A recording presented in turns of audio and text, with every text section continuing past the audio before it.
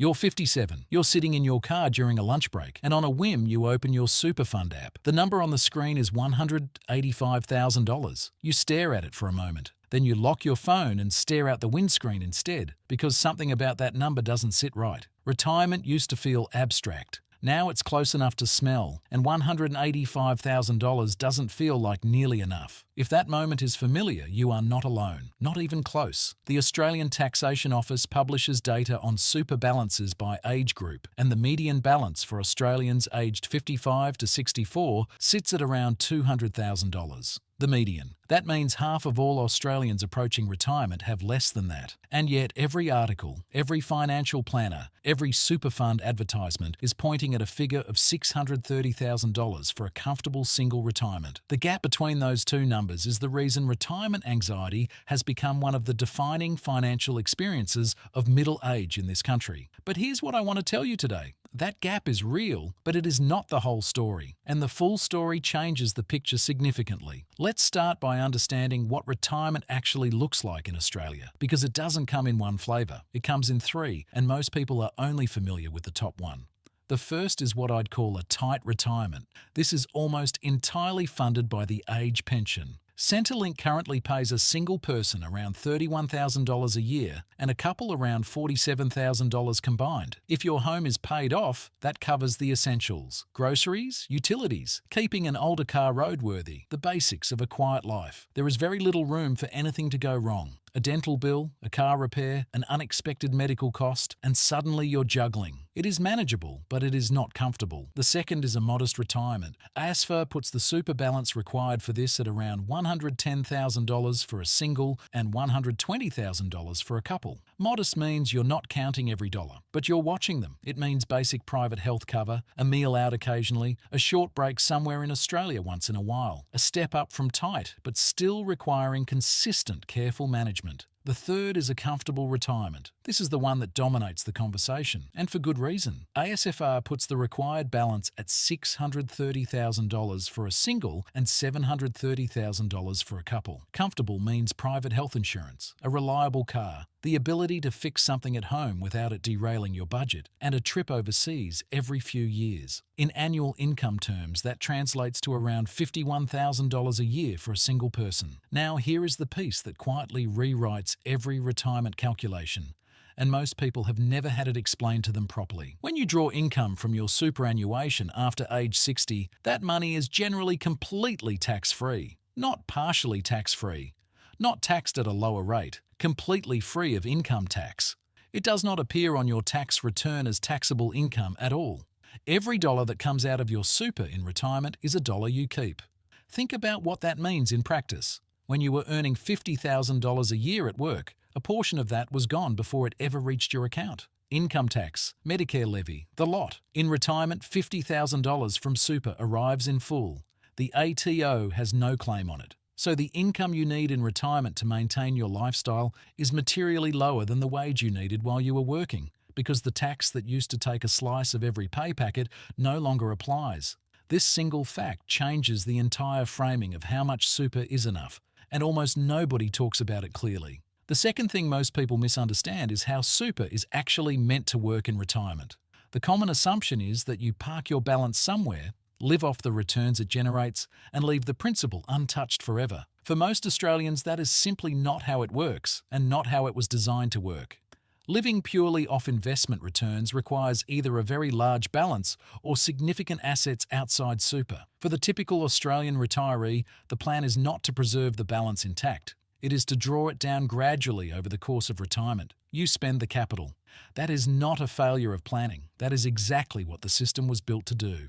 ASFA's comfortable retirement figures assume you draw your super balance down to near zero by around age 92. The money is there to be used, not preserved on a statement as a number to feel good about. Let's run some real numbers. Say you retire at 67 with $400,000 in super. You draw 5% a year, which is $20,000. That sits on top of the age pension, which adds another $31,000. Combined, you're looking at $51,000 a year, tax-free, with a paid-off home. By ASFA's own definition, that is a comfortable retirement, not from $630,000, from $400,000 because the age pension is doing part of the work. And that brings us to the third leg of the retirement equation that most people underestimate. The age pension is not a fallback for people who failed to save enough. It is a structural component of the Australian retirement system that the vast majority of retirees draw on in some form. You can access your super from age 60 once you've retired. The age pension doesn't start until 67. That gap matters if you stop work early and need to bridge it. The pension is means tested in two ways. Centrelink assesses both your assets and your income, and whichever test produces the lower pension payment is the one that applies. Here's the detail most people miss.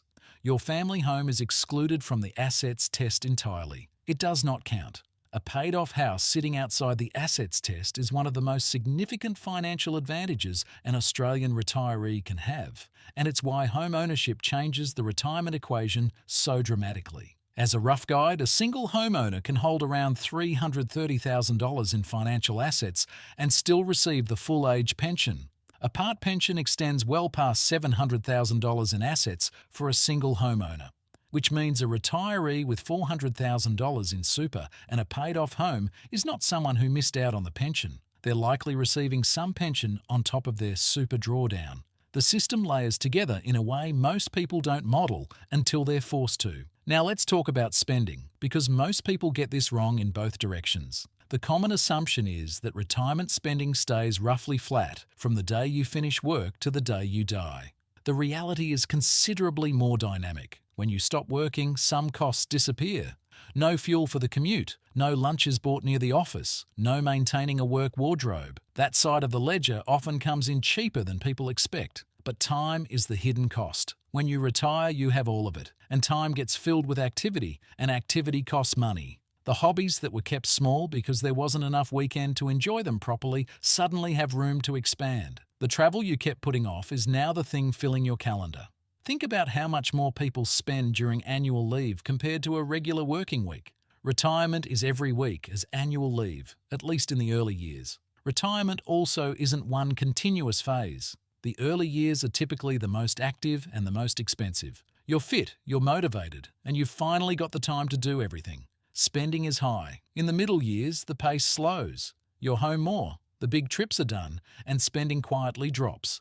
Then in the later years, it shifts again toward healthcare costs, support services, and eventually aged care, which carries real financial weight that most retirement plans don't explicitly account for. And then there is the personality element that no spreadsheet captures. Some people retire and spend freely while they're healthy enough to enjoy it, which is arguably the rational approach. Others retire with a healthy balance and find they cannot bring themselves to draw it down. They lived carefully for decades, and the habit doesn't switch off just because the super is accessible. They sit on wealth they worked their entire life to build and feel anxious spending it. That is its own version of getting it wrong, and it's more common than anyone admits. So let's bring this back to the person sitting in their car at 57 with $185,000 on their phone screen. That number on its own tells you almost nothing useful because it was never designed to work alone. It works alongside the age pension, which adds $31,000 a year. It works alongside a paid-off home that removes your largest expense and stays invisible to the assets test. It works tax-free, so every dollar goes further than the same dollar ever did while you were earning. And it is meant to be drawn down, not preserved in perpetuity. The question was never really how much super do you have? It was always how much does the life you want actually cost, week to week, in real terms. Answer that honestly, factor in the pension, factor in whether your home is paid off, and the number on your phone starts to tell a very different story than the one your stomach told you in the car park.